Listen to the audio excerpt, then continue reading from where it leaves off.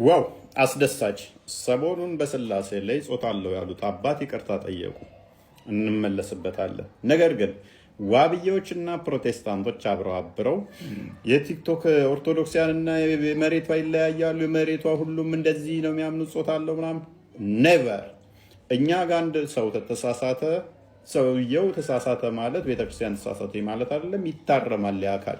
እኛ ስህተትን አንድ ነን በሚል አድበስብሰን አናልፍም። እንዳያችሁት ስህተት ሲመጣ ተሳስተሃል ብለን ቪዲዮ እንሰራለን።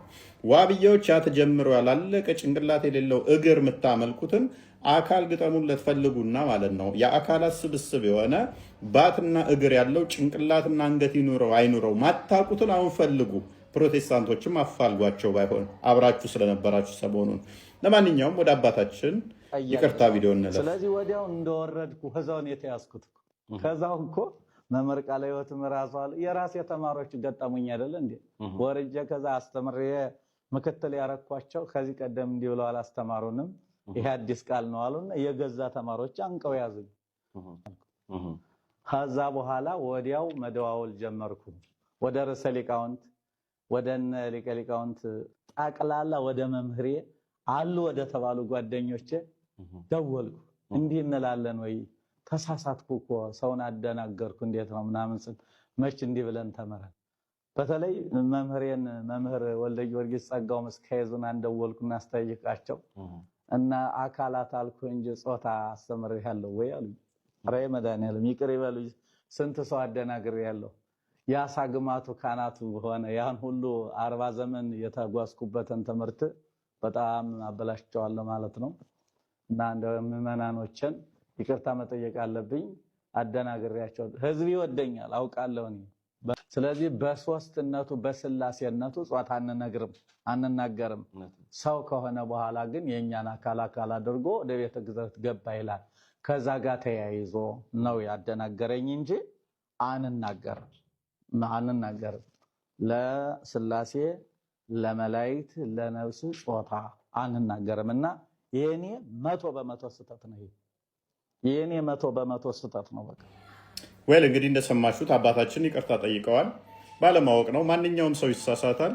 እኛ የሰው ፐርፌክት አለ ብለን አናምንም። ማንኛውም ነገ እኔም ልሳሳት እችላለሁ። ከተሳሳትኩኝ ይታረማለሁ።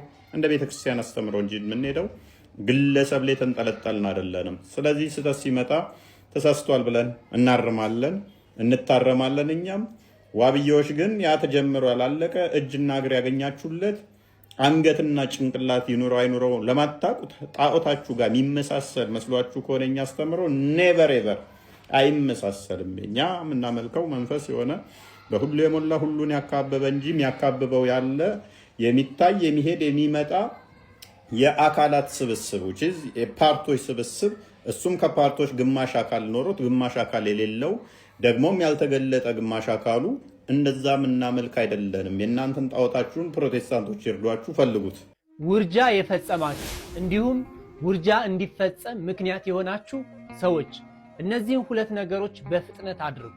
ውርጃ በቤተ ክርስቲያናችን የሰው ነፍስ እንደማጥፋት ልጅን እንደመግደል ተደርጎ እንደሚወሰድ ሁላችሁም ታውቃላችሁ። ነገር ግን በአንድም በሌላም በማወቅም ባለማወቅም ውርጃ የፈጸማችሁ ሰዎች እንዲሁም ውርጃ እንዲከናወን ምክንያት የሆናችሁ አጸንሳችሁ አላሳድግም አስወርጁ ያላችሁ መድኃኒት በመስጠት የተባበራችሁ እነዚህ ሁለት ነገሮች በፍጥነት ልታደርጉ ይገባል። የመጀመሪያው ንስሐ ግቡ። እግዚአብሔር አምላካችሁን ይቅርታ ጠይቁ። የሰው ነፍስ አጥፍታችኋል፣ ሰው ገላችኋል። ወደዚች ምድር መጥቶ መሪ፣ አስተዳዳሪ፣ ካህን፣ ጳጳስ ሊሆን የሚችልን ነፍስ መውጣት የለብህም ብላችሁ በእናቱ ማህፀን ውስጥ ገላችሁታል። ደም አፍሳችኋል። የሰው ነፍስ አጥፍታችኋል። እውነተኛ ሰላም እንድታገኙ ከአምላካችሁም እንድትታረቁ በምትሰሩትም ስራ በረከትን እና እውነተኛ ሰላምን እንድታገኙ አሁኑኑ ንስሐ ግቡ። ወደ ንስሐ ተመለሱ። ፈጣሪያችሁንም ይቅርታ ጠይቁ። ሁለተኛው ቄደር መጠመቅ አለባችሁ። የተሰጣችሁትን ንስሐ ቀኖናውን በአግባብ በስርዓት ፈጽማችሁ የቄደር ጥምቀት መጠመቅ ይገባችኋል። ምክንያቱም ይህ ነፍስን ማጥፋት፣ ሰውን መግደል፣ ሰውን ወደ ዓለም እንዳይወጣ መከልከል ነውና በዚህም የቄደር ጥምቀት ልትጠመቁ ይገባችኋል። ንስሐችሁን ፈጽማችሁ የቄደር ጥምቀትም ተጠምቃችሁ ጸጋችሁ ልታስመልሱ ከአባታችሁ ከአምላካችሁ ልትታረቁ፣ በስራችሁም በረከት ልታገኙ፣ እውነተኛ ሰላምንም ገንዘብ ልታደርጉ ይገባል። እግዚአብሔር አምላክ ጥበቡን ማስተዋሉን ያድለን። አሜን። የወር አበባ የሆናችሁ ሴቶች ልታደርጓቸው የሚገቡ ዋና ዋና ነገሮች በቤተክርስቲያናችን አስተምሮ የሴት ልጅ የወር አበባ ከሆነች ልታደርጋቸው የማይገቡ 2 ነገሮችንም እነግራችኋለሁ። ስለ ወር አበባ ከዚህ በፊት በተደጋጋሚ ብዙ ትምህርቶችን ብናስተምርም እስካሁን ግን በቃል ከሚተላለፉና ከሚነገሩ ትምህርቶች በመነሳት ብዙዎች እህቶቻችን እንደረከሱ እንዲሁም ከብዙ ነገር እንደሚቆጠቡ፣ ጸሎት እንደማይጸልዩ፣ ቤተክርስቲያን መሄድ እንደማይገባቸው ተደርጎ ከብዙ አገልግሎት ሲርቁ በመንፈሳዊ ሕይወታቸውም ሲጎዱ እናያለን። የሴት ልጅ የወር አበባ በሆነችበት ወይም ልማደ አንስት በሆነችበት ወቅት መስቀል መሳለም፣ እምነት መቀባት፣ ቤተክርስቲያን ውስጥ ቅጥር ግቢ ውስጥ ገብታ ራቅ ብላ መጠለያ ወይም ደጀ ሰላሙ ጋር ቆማ ቅዳሴ ማስቀደስ፣ መስቀል መባረክ፣ ጸበል መጠመቅ፣ ጸበል መጠጣትም ትችላለች።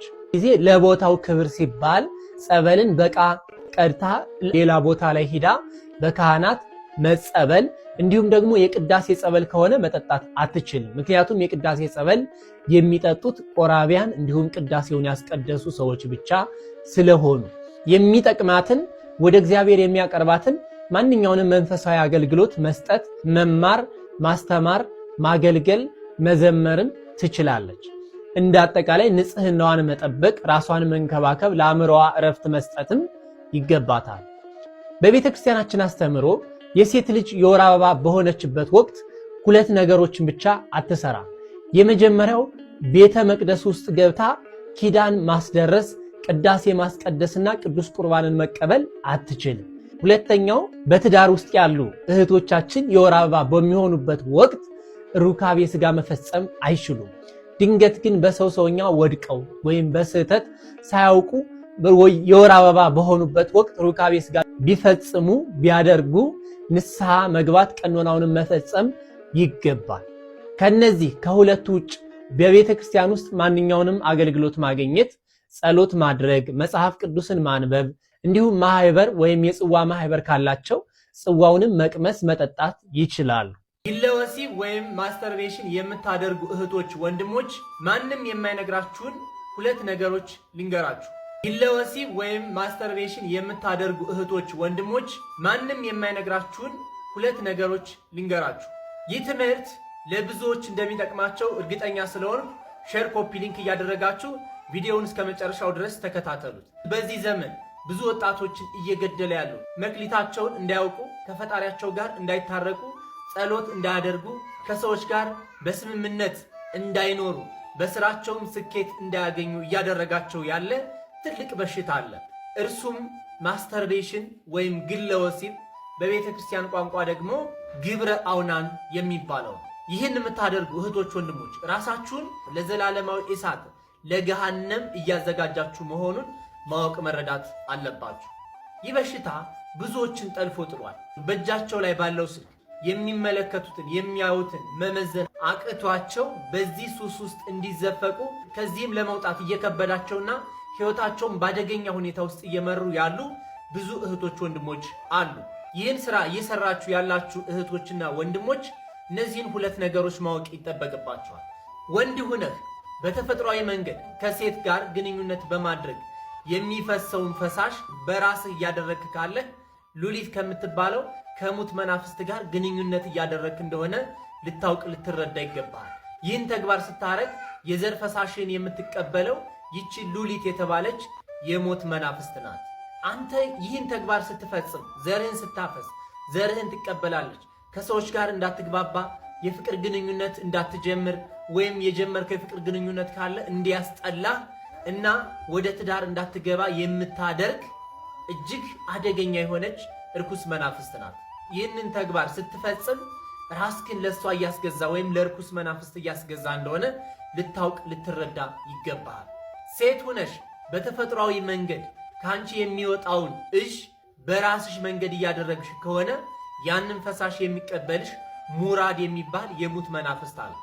ይህ መናፍስት ሰላም እንዳይኖርሽ፣ በህይወትሽ እንዳይሳካልሽ፣ በሰራሽው ስራ እያፈርሽ በራስ መተማመንሽ እንዲጠፋ የሚያደርግና ትዳር እንዳትይዥ ወደ ትዳር እንዳትገቢ የሚያደርግሽ እጅግ አደገኛ የሆነ እርኩስ መናፍስት ነው።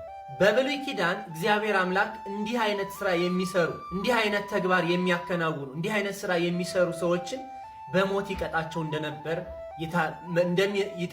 እንደነበር በቅዱሳት መጻሕፍት ተጽፏል።